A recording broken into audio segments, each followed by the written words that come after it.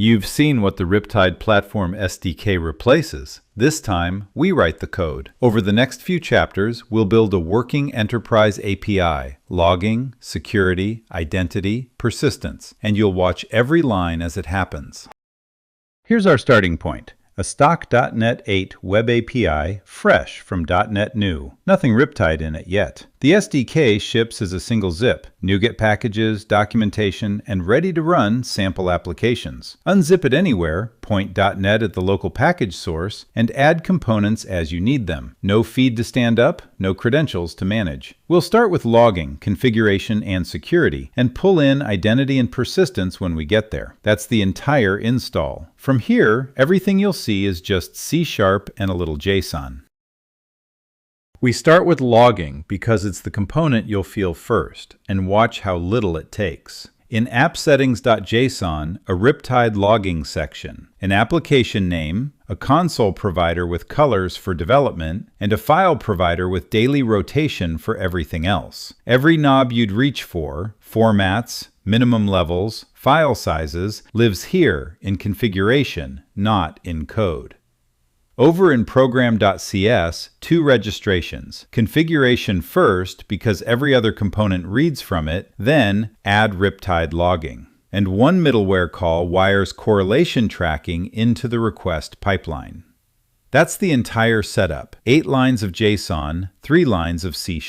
Every request through this API now gets a correlation ID, structured output, and pattern-based PII masking. Emails, social security numbers, card numbers, and we haven't written a single log statement yet. Now let's log something.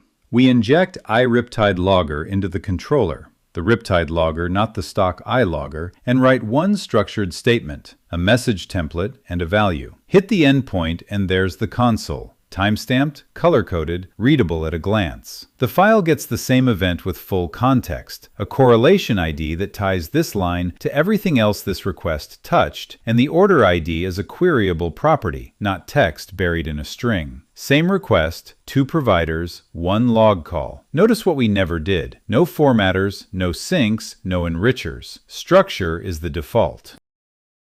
Errors deserve the same discipline. The SDK speaks RFC 7807, problem details, the standard shape for HTTP error responses. When this create call fails, we build a problem details object, a type URI, a title, a status, the instance path, log it with log problem async, and return it. Look at the response. Application/problem plus JSON, machine readable for every client and every gateway in between. Now look at the log, the same problem with the same correlation ID, captured for diagnostics and compliance. When a customer sends you a screenshot of an error, you can find the exact request that produced it. One more logging move. Environments. Development on the left. Console on, colors on, debug level. Production on the right. Console off, file at warning level, and a Datadog provider with its API key pulled from an environment variable. No secrets in source control. Same application, same code.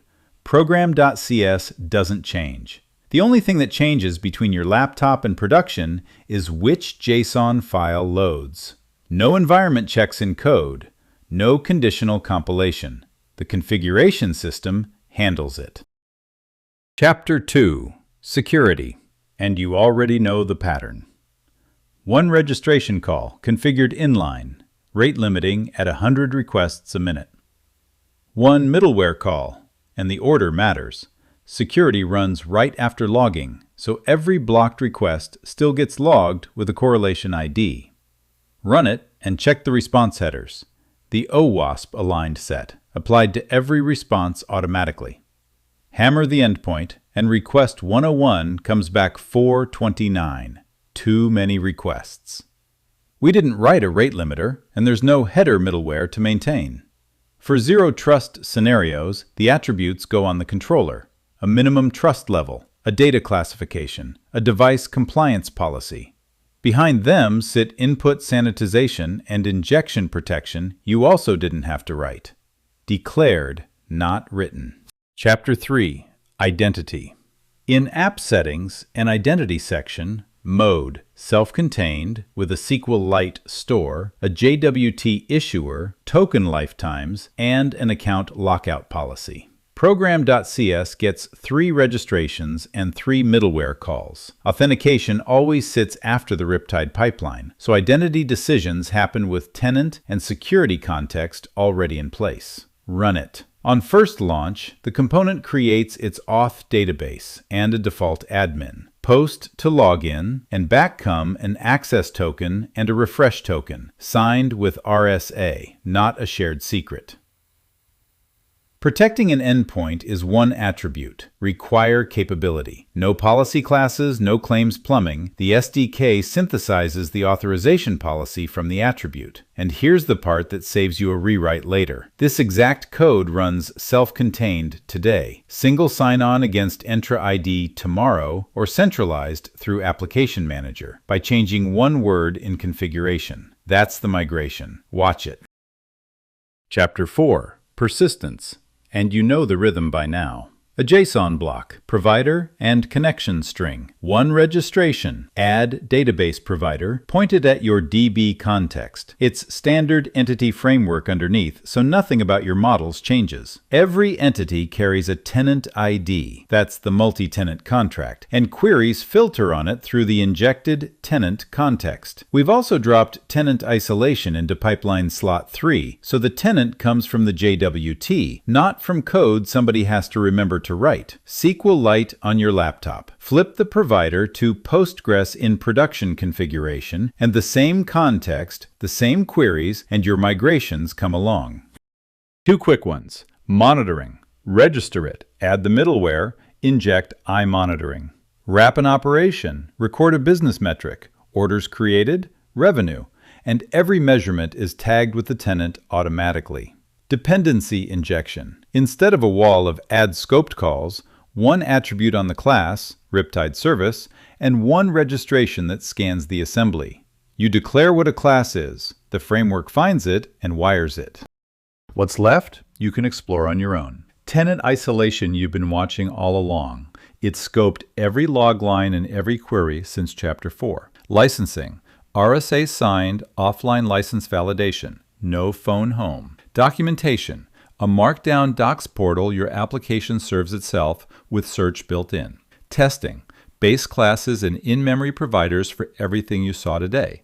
And AI agent skills. The skill files that teach Claude, Copilot, or Cursor these exact patterns so your agents write this code correctly the first time. Here's the part worth pausing on. This is the entire program.cs, everything we built across 6 chapters: logging, security, identity, persistence, tenant isolation, monitoring, registered, configured, and ordered correctly. Pause the video and read it. It fits on one screen. That's the complete foundation of an enterprise API, the code most teams spend their first month on. The rest of your codebase gets to be about your product. That's writing code with the Riptide Platform SDK. 11 components, 1 download, the NuGet packages, full documentation, and sample applications. Everything you watched today is in the basic web API sample, ready to run. Learn more at riptide.solutions/platform.